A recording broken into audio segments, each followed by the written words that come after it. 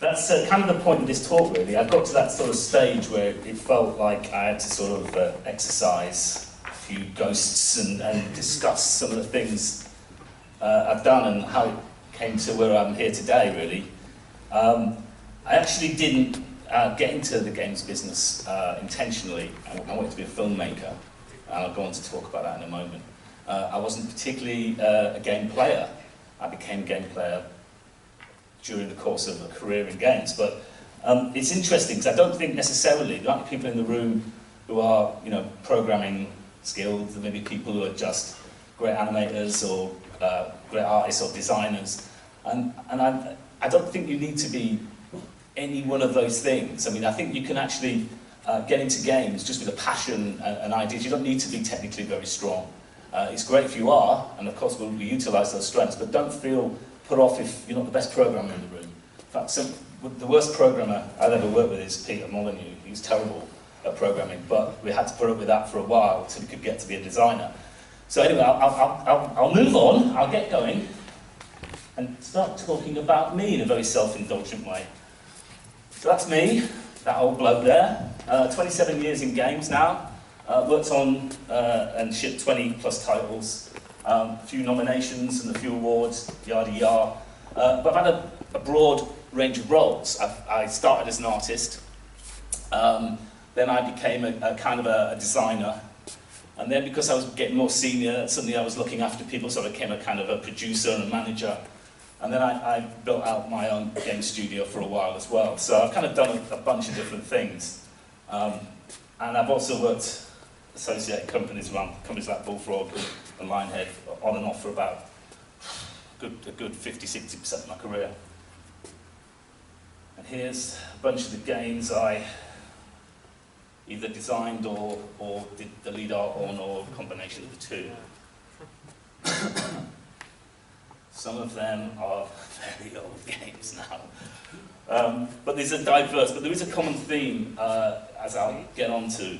I'm really into sims. I love the idea of deep simulation games. So even though some of them are just hack and slashes like Barbarian, which was the first game I did, the ones I really love are things like Startopia, Theme Hospital, those kind of titles, Powermonger, Populous. They're the games that I think, if I'm doing those, I'm really happy. So it started for me in '86. I went to art school. I then did my final 2 years in advertising college in Doncaster, which I hated, because it was, in those days it was full of red braces, guys with slick back hair, talking in fake American accents, trying to sell cigarettes to kids. So I just hated it. And I found that I could get away from that. So I found a little rostrum camera and a video suite downstairs, and I started making films. So I wanted to be a filmmaker. I don't know why this has come up. Just flip through. But just to give you a sense of what was going on in the world in 1986, this was kind of, there wasn't even really a PC back then. It was just the very, very early days of home computing. It wasn't, you know, we weren't even connected to France. It was very, very early time, and this was kind of the movie scene at the time. There's a reason I'm putting these up here. I'm trying to get a sense of what started me off in my direction of my career. But these are the top movies of the day. And the games, well, when I started, there was no Zelda. It was the first year of a Zelda game. There was no Metroid, first year that came out. Castlevania. But mainly these two games really influenced me. These are the two that I started being a fan of gaming myself. I thought Elite was amazing. But Little Computer People influenced a lot of the things that I did and what even Peter Molyneux did. We both had this common game that we played when we first got into the business, and it does have a big part in what we went on to make. So there we are. This game, I just was fascinated about the ability to sort of tweak and play in the world and be able to sort of manipulate individuals, in this case an individual, and this to me was the first ever sim. So as I say, it started for me, I got my qualification, it was just a HND in graphic design, but really I did it by knocking out 4 films in the basement. And I really wanted to be an independent filmmaker. So at the time there was a film company called Palace Films, who made things like Company of Wolves and When Harry Met Sally, and they distributed things like The Evil Dead and Eraserhead, and I just wanted to work in film. So I applied there, and they gave me a job. So these are the kind of things they were doing. But they didn't put me in the film department, they put me in the software department. But they tried to sell it to me as, you'll love it. You know, you're not just a T-boy for some director or a runner, you're basically going to be able to make things. So I begrudgingly took the role. And in those days, they'd released a couple of games. The first one was terrible, Evil Dead. Cauldron 1 and Cauldron 2 were actually quite decent games at the time, quite successful. Done by a guy called Steve Brown, who's actually now chief lecturer at Farnham UCA. So he's hopefully helping guys like you get to the business today. But we were working on these things, which these antiques. You may not have seen these before. But these were the machines of the day. And the reason I put these up here is I've lost a sense over the years of the scale of how this industry has grown and stretched and reached out worldwide. Back then, the most successful of these was probably the Sinclair Spectrum. But it really only ever sold, in its lifetime, 5 million machines. Which, that's not a lot, really, if you think about what an Xbox does in its last generation, 70, 80 million. In fact, Lee, how many Xbox 360s sold today? I'm putting you on the spot. 74 million live users. 74 million. So you know, that isn't a great reach, but that's where the industry was at the time. And you artists in the room, have fun with that. 7 colours. Black, they called the colour, it was just the screen, black, and so it was no colour. And we could tint it light or dark, so you could have light red or dark red. And you could only have 2 colours per 8 by 8 pixel, which was called an attribute. So there was very little you could do with that. So as I say, Steve Brown was the guy at Palace who employed me, brought me into the industry. Like me, he wasn't a techie guy, he was an artist as well. So he just tried to, I think, bring someone in who he felt he could relate to. In his day, he was pretty famous. He was probably one of the most famous names in the business. Because he built with me, and I was very much the number 2 in this title, this game, Barbarian. Steve stepped back actually from being the content creator. His input was, I want to do a game with a page 3 model on the cover, and you can chop someone's head off. Go do it. So that was kind of his input. But he was a good manager, and he did give me a lot of confidence to go and start making this title. So what we did is we looked at certain themes, and we were really both into these kind of Conan movies, the early sort of Arnie movies. That was a massive influence on making Barbarian. Also, the year we started, this movie came out, which was themed around chopping immortals' heads off to be the one. So that seemed quite of its time. And the reason I put this one up is it was such a bad movie, and Bridget Nielsen was so terrible in it, I could actually copy her moves, so we could rip them off and put them into Barbarian. So all the moves in Barbarian are what Bridget Nielsen did in that particular movie.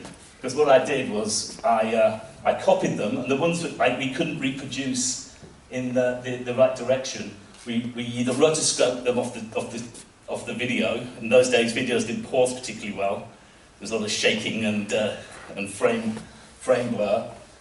Or we reproduced them, and we got a backdrop, which was just like a Maybridge grid.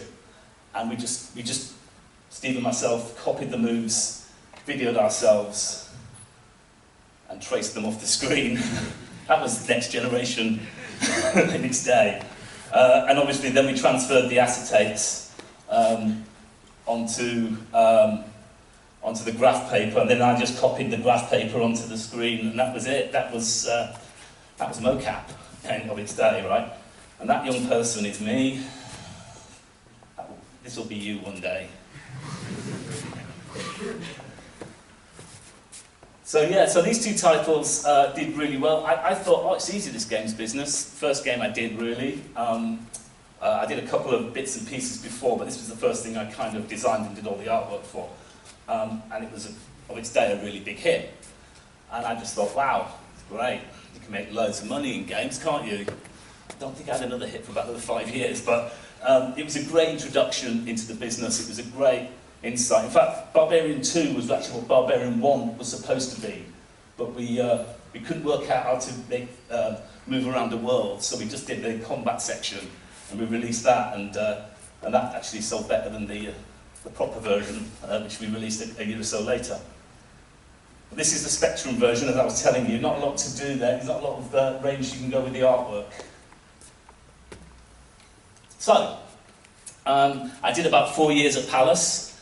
Palace was starting to lose money because its films were starting to cost more money. In fact, it closed down when The Crying Game won an Oscar. They literally went on stage to the two owners of Palace and said, "Thank you, we're bust," and took the Oscar and walked off stage.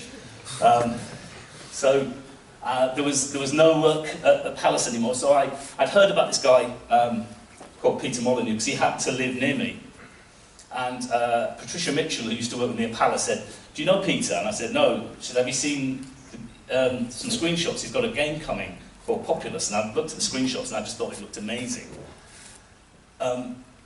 Back then, that was about as, you know, high def and beautiful as you could get in computer games. So I was really fascinated by this. And once again, it started to resonate with me, the little people. Really loved, I wanted to work on a game with little guys sort of building and meeting and forming relationships and moving around and expanding. And I basically just knocked on the door. And Peter, that was not him then, he had long hair when I first met him. That was the oldest picture I could find on the internet. He's obviously had them taken down. But he had a studio here. Does this pointer thing work? How do you click there? That was Bullfrog. Well, actually, it was that up there. And up there was an attic room, which I worked in the attic. There were 6 of us. I worked on a green, 3-legged milk stool with an old door for a table on top of an old TV stand when TVs were this big. And we had a load of hooky Amigas, which Peter had forgotten to return back to Commodore. We'd done some demo for them, and we took the Amigas with us when we left the presentation. So we were really just nobody. I was next to a fire, an old fireplace, with roosting pigeons that used to crap down the fireplace and splatter up my leg. So at the end of the day, I had bird shit all down my leg. It was really glamorous. But he hadn't quite released Populous at that point. I had very little to do with the original Populous. It was pretty much done when I joined. But the game basically shipped, and overnight, Pete was a millionaire. It literally just sold masses in Japan. So my first flight to God games was Peter gave me the opportunity to work on Powermonger, which I didn't design any of Powermonger, I did all the artwork on Powermonger. So I did all the PC SKUs and the Amiga SKUs. But the game I did sort of have a lot of design input on was Populous 2, because Peter was still working, as I say, he was a bad programmer. He was still finishing some of the data disk versions of Powermonger. So I had about 4 months to run in on coming up with a theme, this sort of Grecian theme, coming up with the new spells and godly effects, and I also did all the artwork. So these, to me, epitomise what I thought Bullfrog was about, and I was as happy as I could be making these kind of games. But then I fell out with Peter, from the first of many times. Peter went away to Japan and came back saying, "We need to do a really cute game with characters with big heads, and it's a theme park." And I just thought, that's rubbish. Who the hell would buy that? So I tried to convince him it was a bad idea. We need to keep making these, you know, war sims and these god sims and keep ourselves really serious. And this looked terrible. In fact, I've even intentionally picked a bad screenshot just to make my point. But we would go around and we'd do all this research. There's me and Pete and there's Paul McLaughlin and Chris Hill. And we would just basically, I mean, that was a team then, that's the team that made that game. We'd just go to theme parks and, God, who's going to play this? This is like a kid's game. So I quit, one of my many strops in my time. So I left. I left to basically, just before Theme Park was finished, I did all the artwork and contributed, but it needed about another 6 months to go. And I joined the Bitmap Brothers, who were a bunch of guys at the time who were really quite happening. I knew them because they were kind of drinking friends, and also I did a conversion of a game called Xenon 2 onto the Sega 8-bit. So I joined up with these guys, and just as I settled in there, Theme Park was released, huge hit, massive worldwide hit. So I worked on a game called Chaos Engine 2. I think it sold about 14 copies, but it was a massive flop. So I rejoined Bullfrog. Sorry. So Peter has this habit of, he sort of tells everybody they're going to have the best opportunity. So he said to me, it's okay, Gary, it's going to be this great thing I'm going to put you on. You're going to love it. And there was this talk about a game called Dungeon Keeper. We'd heard the name, we'd heard it was about dungeon management. I just thought, that's me all over, that's not theme parks. Brilliant. And I said to him, is it Dungeon Keeper? And he went, could be, yeah, could be, yeah. But it wasn't. He put me with this guy, Mark Webley, and I met Mark just before I left. He's Peter's brother-in-law, and he wasn't from games. He'd done some business software. To be fair, I think he got the job because he was Peter's brother-in-law, and he put me on this game, and all Peter said was, it's called Theme Hospital. So I thought, great, it's even worse than the game I left for in the first place. So I worked with Mark, and we built a team. Peter left us alone with this project. He was way too busy on Dungeon Keeper. And this was definitely the ugly duckling. Back then, we were doing things like Syndicate Wars, Magic Carpet, Populous 3 was being done. There was just a bunch of great things coming out of Bullfrog. And we were doing a sim hospital game, which didn't make sense. So Mark and I ran around a bunch of hospitals to do research, which was a lot less fun than when we did research on Theme Park. We actually saw autopsies and, spinal operations. It was quite grotesque. And then we just thought, well, I don't know what we're going to do with this. So came up with the idea of made-up illnesses and made-up cures, because then we could put a bit of fun into the game. But it was still, it was coming along, we were on time, but no one had any expectations for this game, because it just didn't seem to be as sexy as the other titles that were going on. But this was, and is, by far the most successful game that Bullfrog ever made. I think it's sold some ridiculous number, I think it's about 9 million copies on the PC alone, so I'm quite proud of this one. This is one big tick of the games that I'm really pleased I worked on. But I left again. Now this wasn't Peter's fault.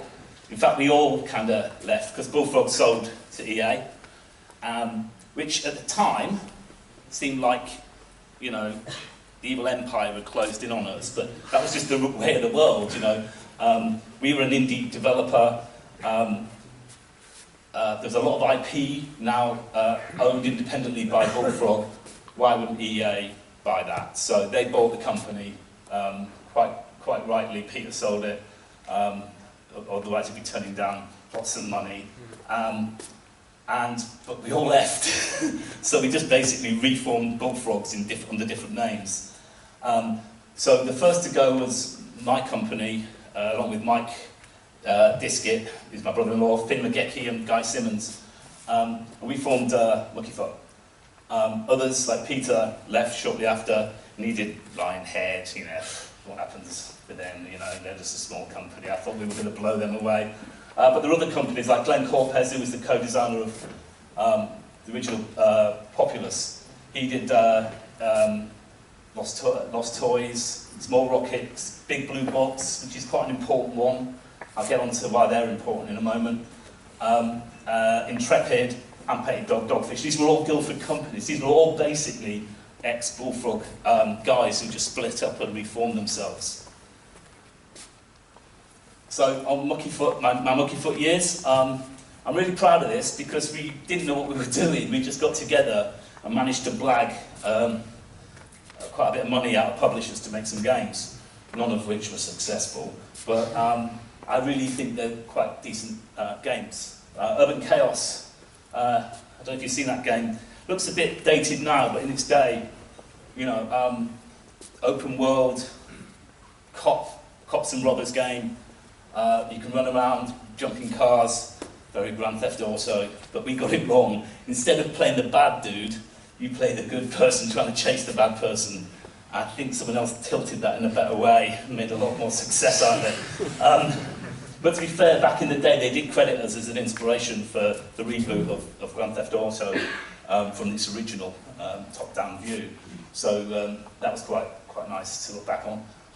Startopia, probably my favourite game I've ever made. Mainly because I think it still holds up today in a lot of ways. I think the humour's great. I love the deep simulation in there, and I still actually play that game from time to time. And then you can see things are slightly going downhill when you're signing up to do, you know, the game of the movie. So the writing was on the wall. But we got up to 40 staff. We had 2 studios, one in Newcastle, one in Guildford. And it was probably the best time in my life actually doing that. Highly recommend it.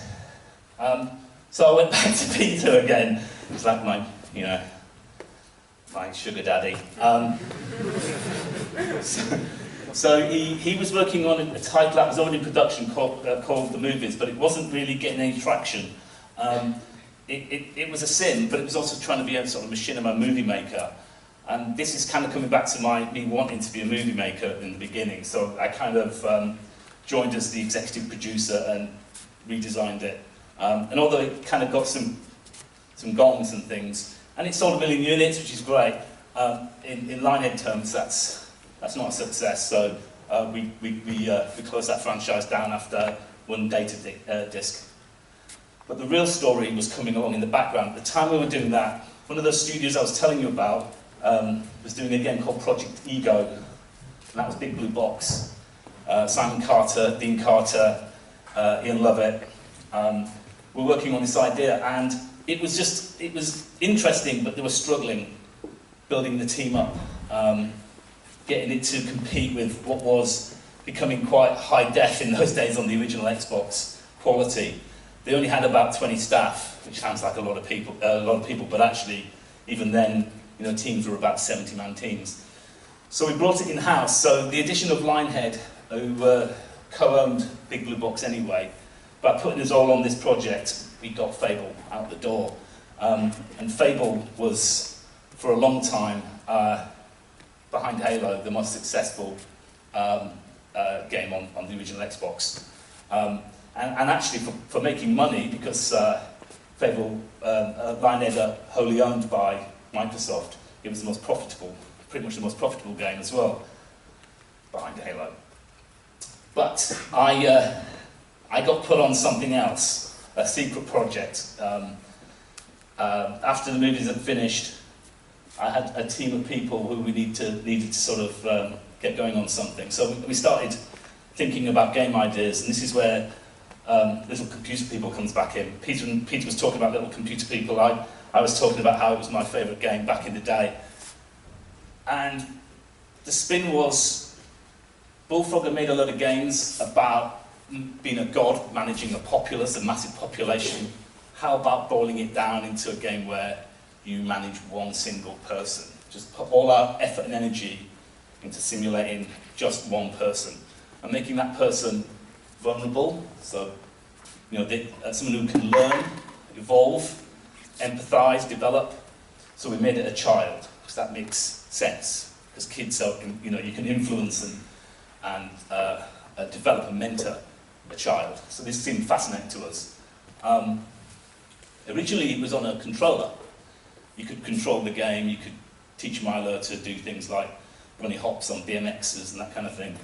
And then we were approached by Microsoft to see if we could actually use this new secret technology, which was then called Atal, and try and use the camera. So what I'm going to show you now is our attempt to pitch this back to Microsoft with the use of a camera.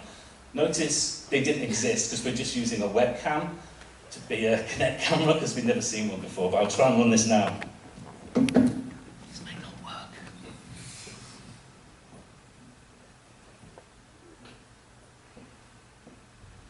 Don't know what the volume's going to be like.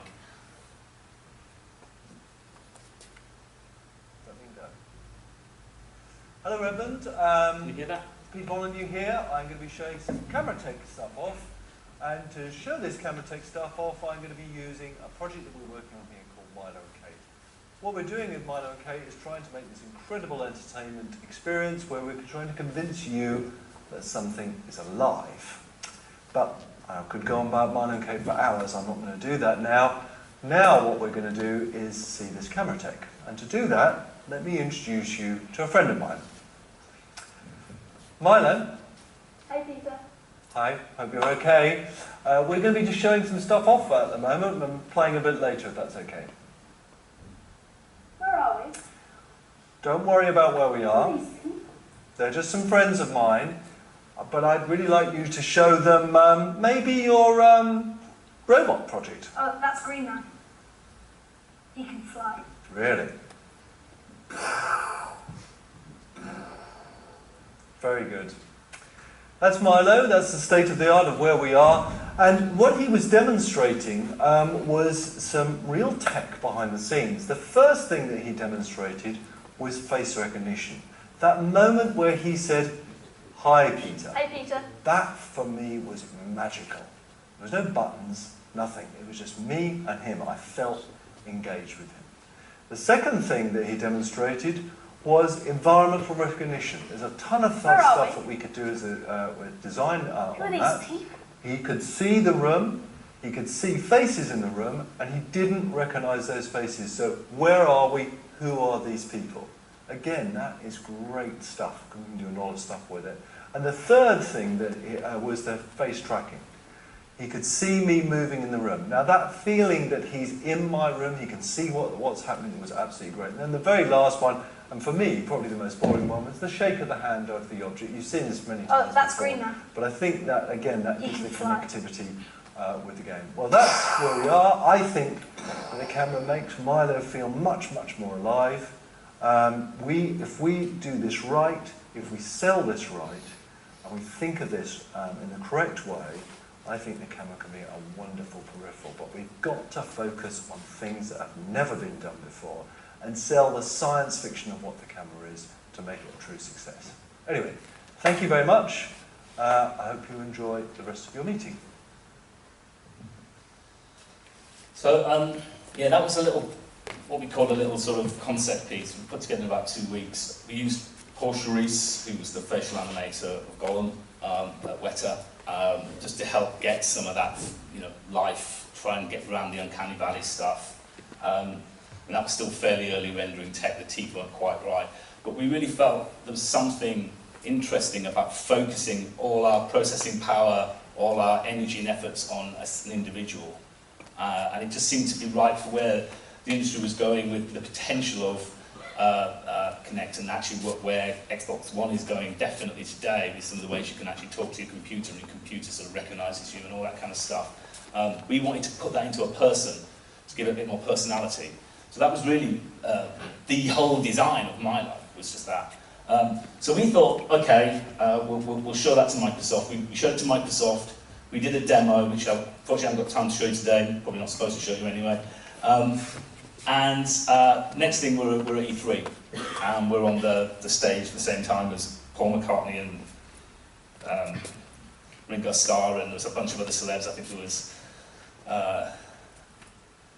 who was there? Can't remember. But it was an A-list cast, and our little demo got all the hits on YouTube, and there was a big splash about the idea, but we hadn't really got the game. It never really was a game. It could have been a game, but we were just playing around with tech.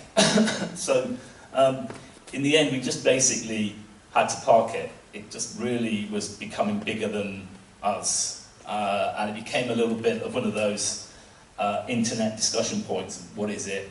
Is it weird? And we just thought, let's just back away from this for now. But I think one day, something like that will get done incredibly well, whether by us or by somebody else. I think there's a real opportunity to play around with personalities and try and get deep engagement and immersion with some kind of focusing on just an individual rather than just building a gigantic world and putting all your efforts spread thinly. So that was a really fun time as well. I'm just going to cancel this. Oops. Wrong button. Right. Let's move on. So then, I've got a lot of deep Connect experience at this point. We probably piled a stupid amount of money, really, in truth, into building the tech demo for Milo. We built about 3 hours of gameplay. It was fun. It wasn't really a game, it was almost an experience. But obviously, Microsoft pay us to make games that make money. So quite rightfully, we had to move quickly. And we used a lot of our experience in Connect to build out Fable the Journey. It is what it is. You know, it's not a deep game. It's not by any means something I would say is a succession in the true sense to a Fable title. It's a segue. But it was an enjoyable thing to make. It was just our attempt to make a deep storyline, very linear game in a rich world where we tried to give you some feeling of being in that world. So that was, and it was only an 18-month title, but quite enjoyed making that actually. But now, getting nearly up to date, what I'm focusing on is things like this. Talking to you guys. I'm building out a new team at Lionhead. We need to sort of come up with some new IP. Fable's great, but our legacy is many things. You know, Bullfrog, as part of, if you like, the Lionhead family, you know, made very diverse games. Syndicate, Theme Park, Magic Carpet, Populous, Powermonger, Dungeon Keeper, just a breadth of games. I want to make Lionhead like that again. I want us to have a breadth of titles. So we are building a small incubation team. I've actually got 6 people who have got nearly 80 years of experience just at Lionhead. So I've got a very experienced but small team. But also I'm trying to forge partnerships with people like you guys. You know, bring some fresh thinking in. Come and work with us and help us, you know, start the next 15, 16 years of Lionhead's future. So I'm spending time every week speaking to students, speaking to startups, just trying to sort of engage with you guys, because old farts like me shouldn't be inventing this stuff. It should be you guys. You're the future of our industry. So another thing I do, as we get towards the close of my ramble, is I do a thing called Creative Day. Now, what Creative Day is at Lionhead, which we're about 120 people, we give them 2 days a week, paid for by the company, where they can go do their own things. They can create their own game. And we then present it in a big theatre, an Odeon, in Guildford Town Centre. So they form teams, and they build sometimes games, sometimes political statements, sometimes movies, sometimes apps. Patrick's here in the room. Did you go to a Creative Day? Yes. Yes. Did you do one? I wasn't part of the team. Nobody liked you back then, though, did they? Still don't. So Patrick's going to come on after me in a moment. But basically, the opportunity is that, you know, you may be the person on reception, you may be somebody who is an artist but actually has got design skills or design aspirations. So we allow people to try and form their own teams and get across what they would make if they were in a position to decide what our next games are going to be. And I think this is going to be part of the future of how our future games are made. So I'm going to show you a very short film of, it's only about 2 minutes long, of this year's Creative Day.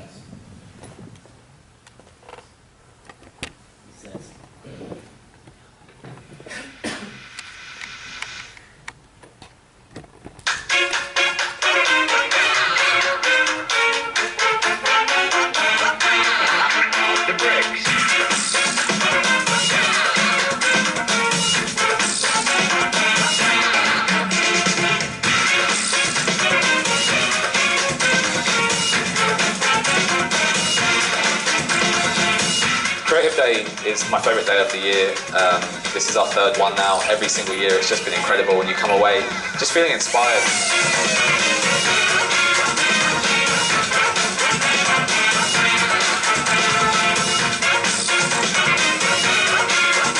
it's nice to just see when you let people off the leash and just see what they make.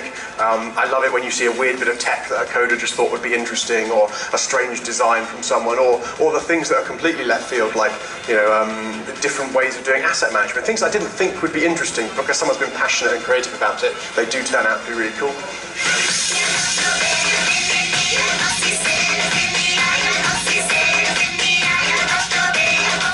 We looked at things like these old parchment maps and the Harry Potter trailers with their Marauders map and stuff like that, and thought it'd be really fun to make that into a game where the map is drawing itself out as you play through it. So it's really like you're discovering the world as you go. I can still feel the wild grass on my legs, the warmth, the young sun breaking on my back. The idea that we were pitching today was a tablet-based Fable game, somewhere between SimCity and Animal Crossing, where you can take a piece of Albion around with you on the go. Your village is driven by the sim and the characters who live there. Together they form all the elements of the Fable experience that the fans have come to expect.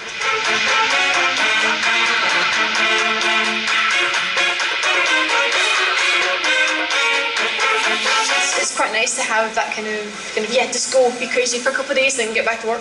And it's quite nice. It's going to blow off some steam and just kind of get some stuff done you would never get a chance to do, which is really fun. I tried to make a really simple, fun game based on Conway's Games of Life rules, which are describe how a population would change over time based on some really simple rules. I thought, well, they're sort of describing how flowers maybe would grow. So I sort of created a very simple puzzle game that uses those rules. You have to click on them to pick them up. So it's like a flower arranging game. From previous years, working on a team on something that you're really interested in, and it's a real sense of excitement on trying to get stuff done. There's this deadline, and you've got the extra pressure of you're going to have to present it at the end. And this year, we try something a bit different. And I say, well, let's try to scare people. So why not we try to do a little soul horror movie? And that was it.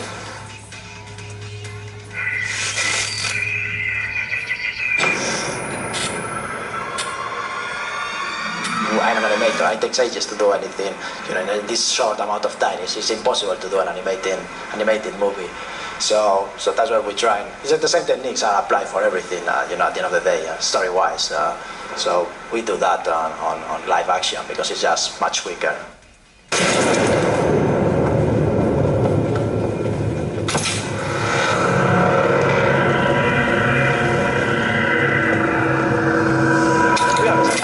Horror movies because I cannot watch them.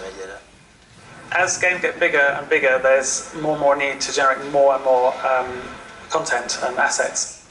Basically, it's more experiment in seeing if I could create convincing Fable buildings, sort of in one of the common styles anyway of buildings, and that's what I set out to do. And it means we can potentially create larger, more convincing worlds. Just seeing what everyone else comes out, it's amazing what people produce. It looks so good. The amount of effort that people put in is fantastic, and it's brilliant year on year. Wow, what a great day. You guys are really awesome. I'm inspired. I can't believe how much polish you got in your presentations after 2 days. I love the service-based games. And for my first creative day, I was blown away. People were asking me what I thought, and I didn't expect this. It was awesome. I love Creative Day for many reasons. It demonstrates just the amazing diversity of talent we have inside the studio here at Lionhead. It shows the breadth of skills that we have, from creative to technology to business and everything in between. And it shows how people can think outside of the constraints of their day-to-day job and come up with something extraordinary. There was something positive in every single presentation that we saw today that reinforced to me why Lionhead is such an incredible place to work.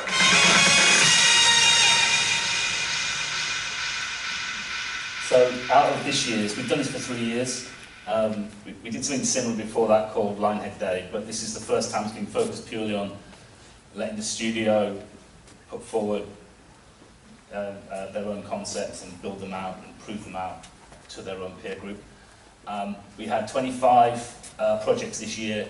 Out of those 25, 3 have gone into incubation. 3 may get made into products, which is really exciting. And it's that kind of, I think, giving our studio a sense of ownership of its future is going to keep Lionhead going.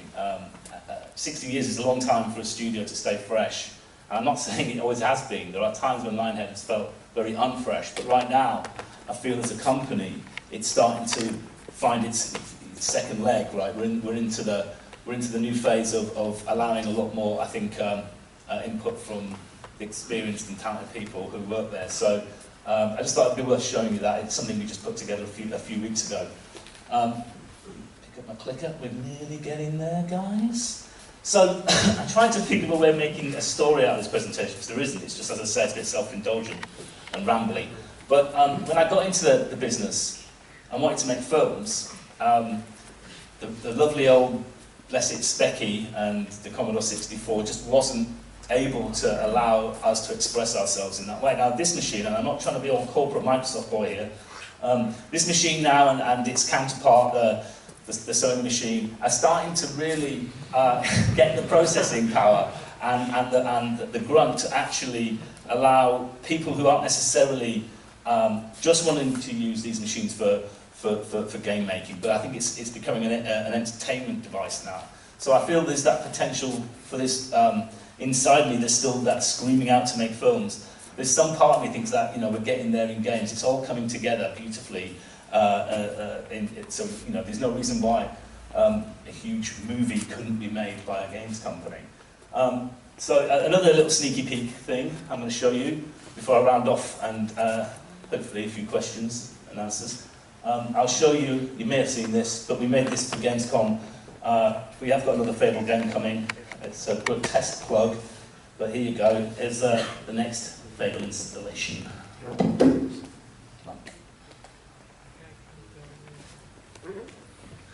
Oops. Spoiler. Any questions? In a minute. Where's my mouse gone? There we go.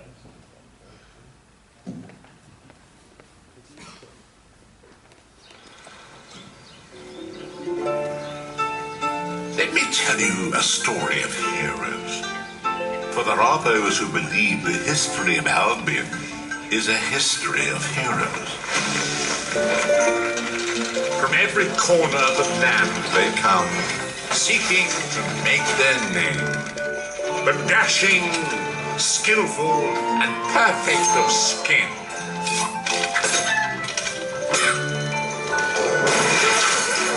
Grizzled and determined. The masters of will. And those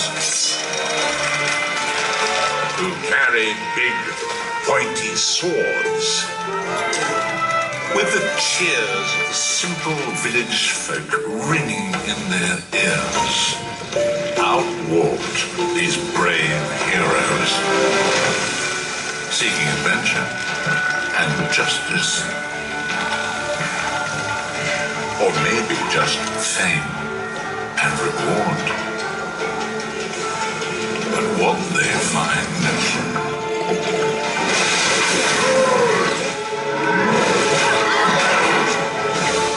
every hero must be tested, every lesson learned. For what is an adventure without danger?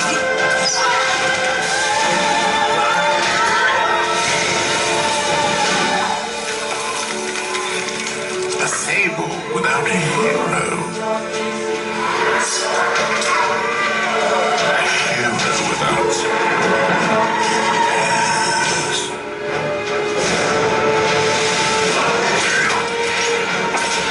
You could be a hero, or you could be.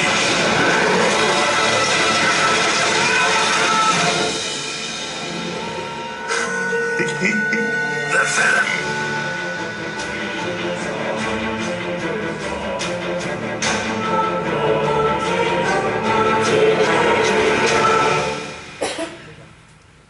Okay, guess what's coming next?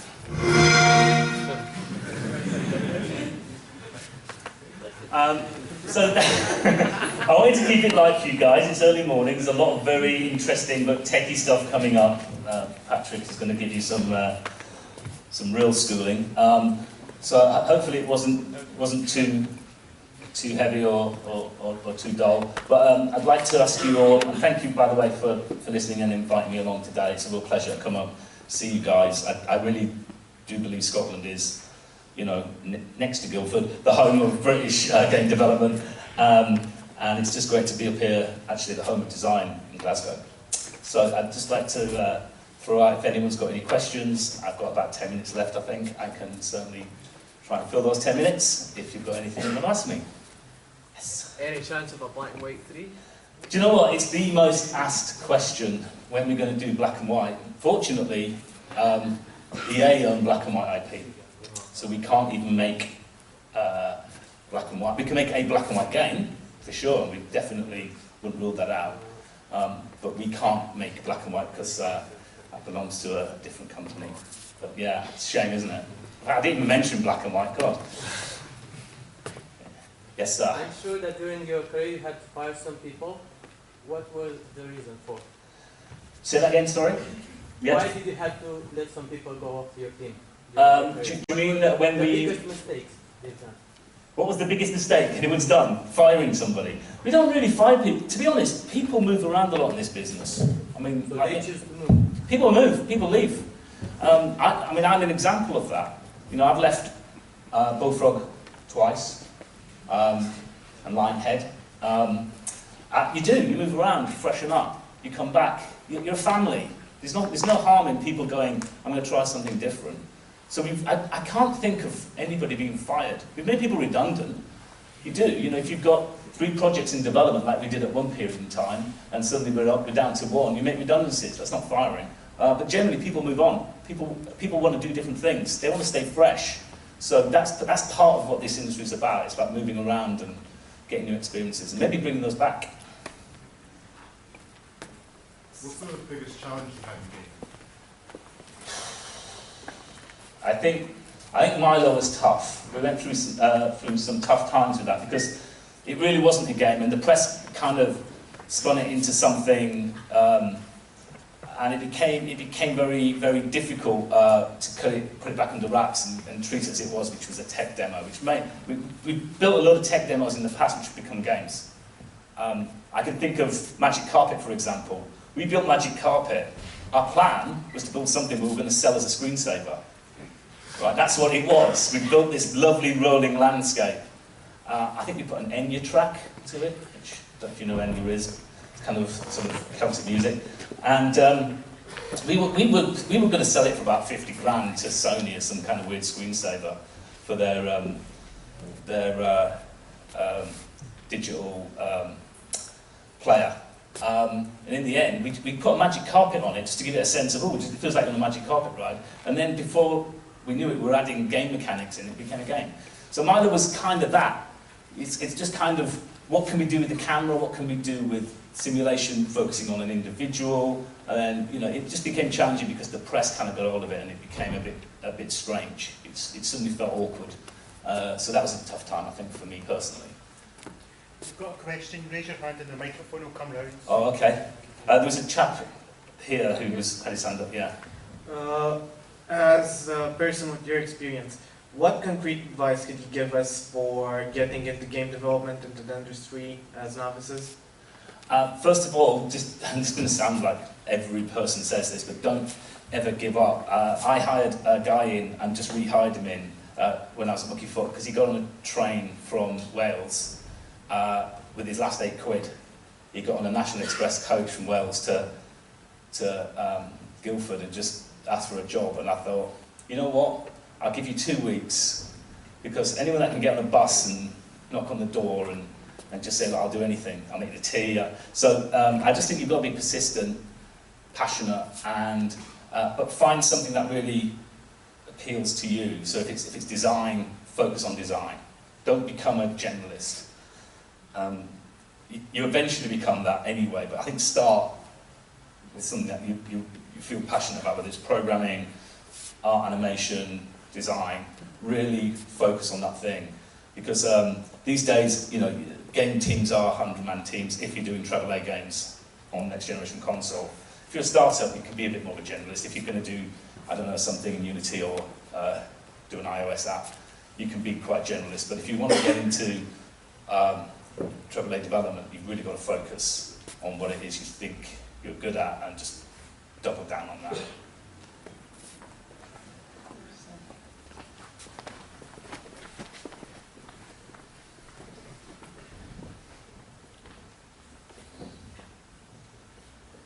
When it comes to the creative process, making a new IP or even just maybe even a sequel to an already existing franchise, which department within the company do you find, if you're not using already existing employees, what's the skill set? Like, it's hardest to find in a person when you need them for a team. So, because we're just doing this now, I was able to pick out a bunch of people. I didn't have, complete free reign of everyone at the company, but I did go for an experienced team, for my incubation team,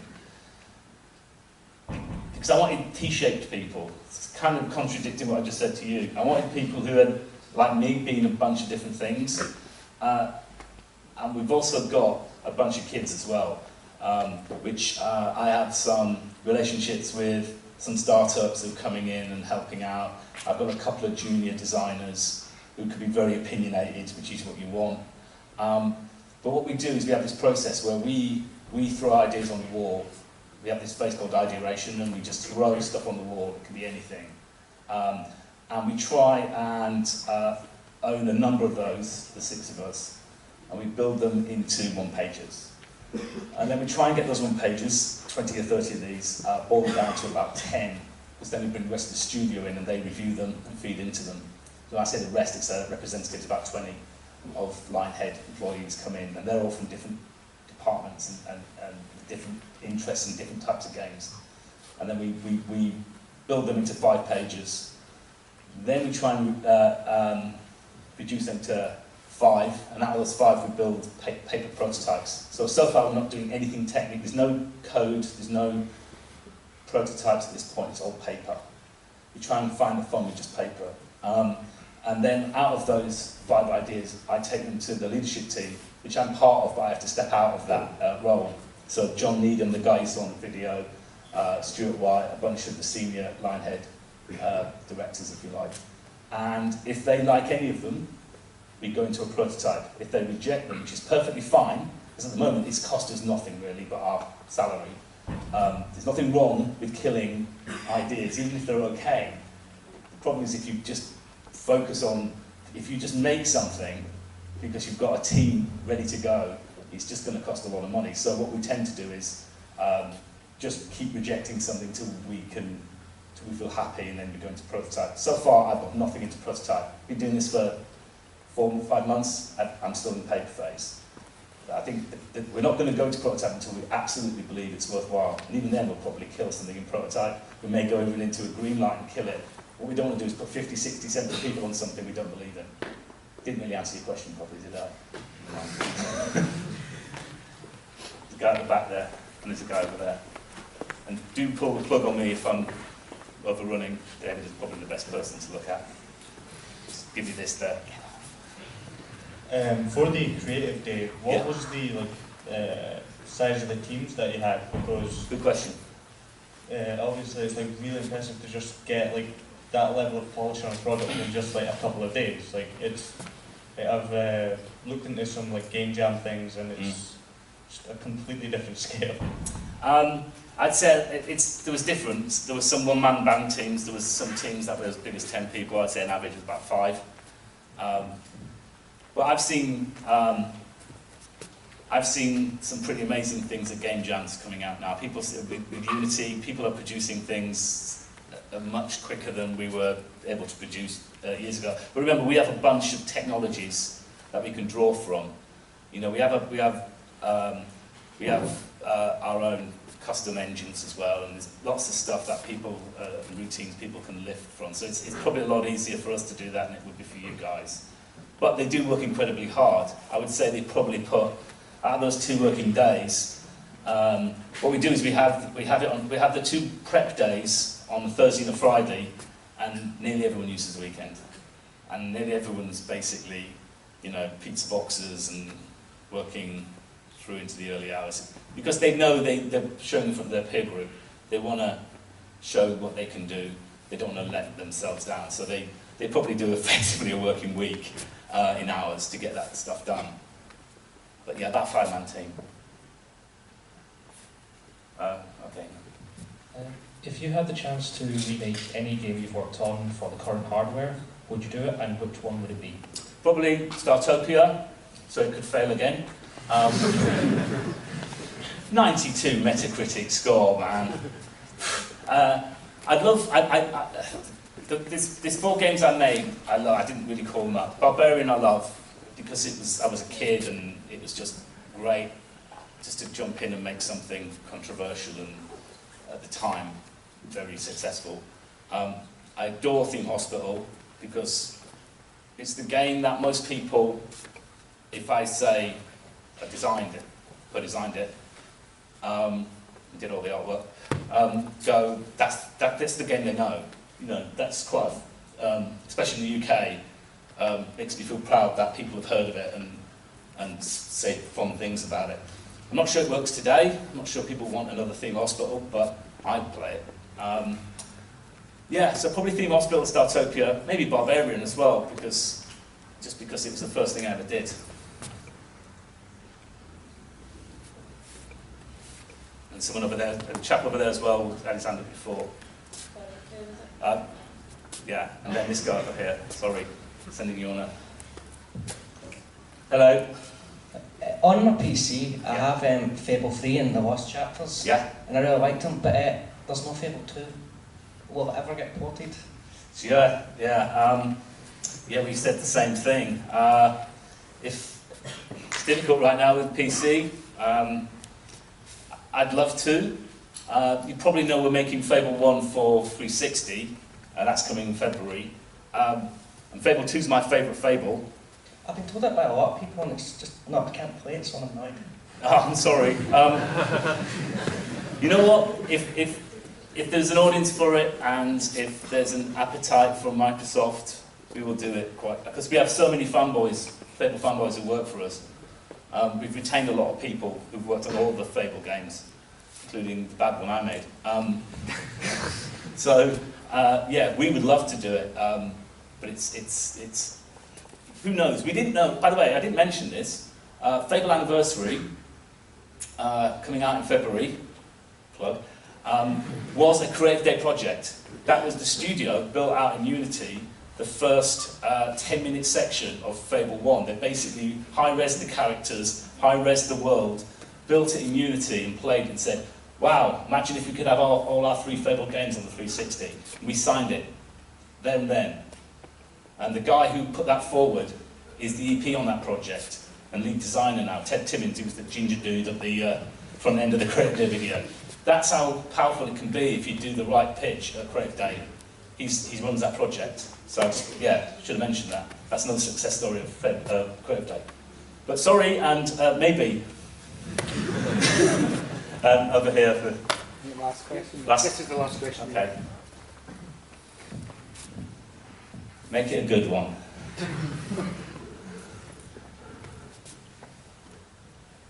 Just in regards to what you're saying about Peter being a bad programmer, yeah, as somebody else who struggles a bit with programming, how did he get by?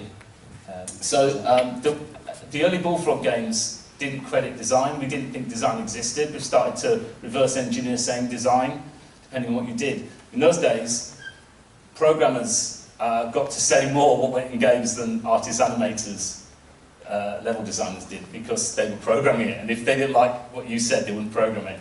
So Peter was a programmer because he wanted to control what went in the game, probably, but he was a terrible programmer. In fact, when I joined the company, he didn't work for Bullfrog, it was his company. He worked for a company called Taurus, and he was basically selling baked beans to South Africans and doing some business software. He wasn't on the game side particularly. Populous 1 was his first attempt at doing a game. But I think some of the better programmers I work with aren't great programmers. They're just very good at structuring, if you like, the story of the game. And they'll find better people to help them with the more complex coding issues. And we have a lot of... I like programmers to block out the game in a kind of functional way, so we can get to the fun. And if you can at least do that, I think you're going to get a good stab at a career out of this. You're going to get people who are more technically advanced at doing, I don't know, rendering stuff and maybe better AI. But if you can actually structure and get across an idea through your programming, I think that you're the kind of person I would like to work with. I don't really care how hacky the code is or how crummy it looks on the page, as long as we can structure the game loops and get a sense of the arc of the game, then that's exactly what Pete was like. His code was terrible. Nobody would work with him. It was just stuff that made sense to him, but it kind of worked. It's a little bit like the swan or the duck above water and under the water. It's just flapping around and it's just terrible. But it worked. So yeah, I don't think you have to be the most elegant programmer in the world, but you've got to be creative, definitely. Thank you very much, everyone. I hope that wasn't too much of a pain this time of the morning. Some more experts are coming up, far more expert than me, including the next guy, who I used to work with a few years ago. So I'll get off and let you guys get on with the rest of the day, and we'll catch up later on. But thank you for your time.